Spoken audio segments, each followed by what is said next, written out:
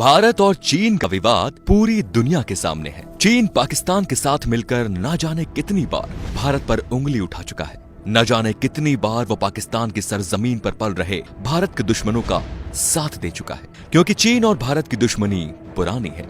भले ही आज भारत के बाजारों में चीन का सामान सबसे ज्यादा बिक रहा हो, पर चीन ने हमेशा ही भारत की पीठ में छुरा भोंकने का काम किया है। साल 1962 का भारत चीन युद्ध तो आपको याद ही होगा। दरअसल साल 1962 के भारत चीन युद्ध के बाद भारतीय सैनिकों का मनोबल गिर गया था। भारतीय सैनिक चीनी सैनिकों को किसी महामानव की तरह समझने लगे थे। लेकिन इसके बाद 1967 में एक ऐसी लड़ाई हुई जिसने भारतीय सैनिकों के मन से चीनी सैनिकों का खौफ पूरी तरह से निकाल दिया। इस लड़ाई ने न केवल भारतीय सैनिकों का मनोबल बढ़ाया, बल्कि कुछ हद तक चीन को सबक भी सिखा दिया। इस लड़ाई के बाद सिक्किम को भारत में शामिल कर लिया गया था। आइए आपको बताते हैं कि कैसे इस लड़ाई में भारत के सैनिकों ने चीन के नाक को चने चबा दिए थे। चीन अक्सर सीमा पर विवाद बढ़ने पर साल 1962 के युद्ध को याद करने की नसीहत भारत को देता रहता है, लेकिन चीन 1967 की उस लड़ाई को भूल जाता है जब भारत के सैनिकों ने सैकड़ों चीनी सैनिकों को मौत के घाट उतार दिया था।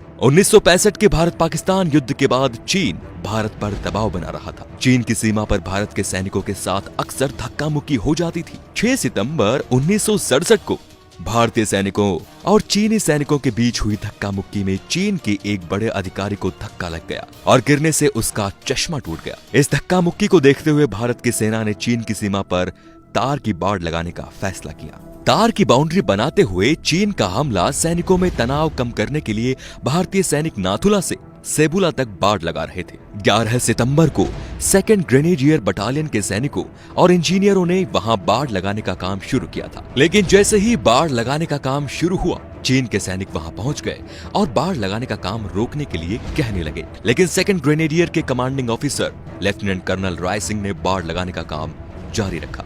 जनरल सगत सिंह ने लेफ्टिनेंट कर्नल सिंह को पहले ही हिदायत दी थी कि वो बंकर में रहकर ही बाड़ लगाने का काम करवाए, लेकिन कर्नल राय सिंह अपने सैनिकों की हौसला अफजाई के लिए बाहर ही खड़े थे कि अचानक चीन की तरफ से ऑटोमेटिक फायरिंग शुरू हो जाती है। इस फायरिंग में राय सिंह को 3 गोलियां लग जाती हैं। भारत के सैनिक राय सिंह को जल्दी से बंकर में ले जाते हैं। चीन की तरफ से बड़ी जबरदस्त फायरिंग की जाती है, जिसमें बाहर खड़े सभी जवान शहीद हो जाते हैं। कैप्टन PS दागर और मेजर हरभजन सिंह के साथ जब सैनिकों ने अपने CO को गिरते देखा तो पूरी बटालियन गुस्से से पागल हो गई। भारतीय सैनिकों ने बंकरों से बाहर आकर सीधा हमला बोल दिया और बहुत से चीनियों को सबक सिखाया। इस लड़ाई में कैप्टन डागर और हरभजन सिंह शहीद हो गए।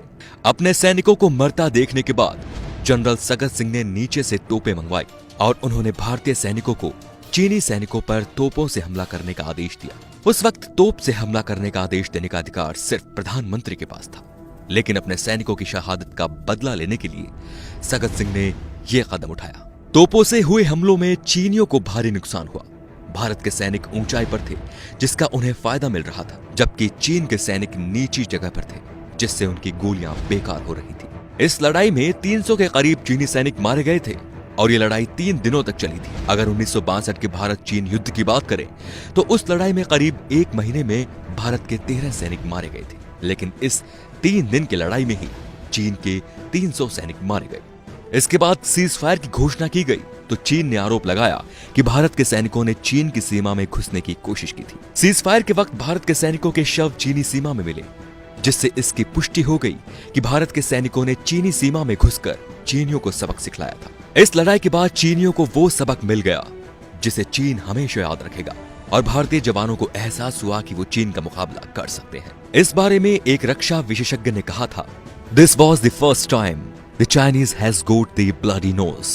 इस लड़ाई के बाद चीन इतना बौखला गया था कि उसने भारत को हवाई हमले की चेतावनी दे डाली, लेकिन भारत पर चीन की धमकियों का बिल्कुल भी असर नहीं हुआ। चीन इस लड़ाई का बदला लेने के लिए 1 अक्टूबर 1967 को चावला इलाके में फिर से भारत पर हमला करता है। इस लड़ाई में चीन का मुकाबला भारत की गोरखा राइफल्स और जैक राइफल से होता है। भारतीय बटालियन ने इस लड़ाई में भी चीन के सैनिकों के छक्के छुड़ा दिए।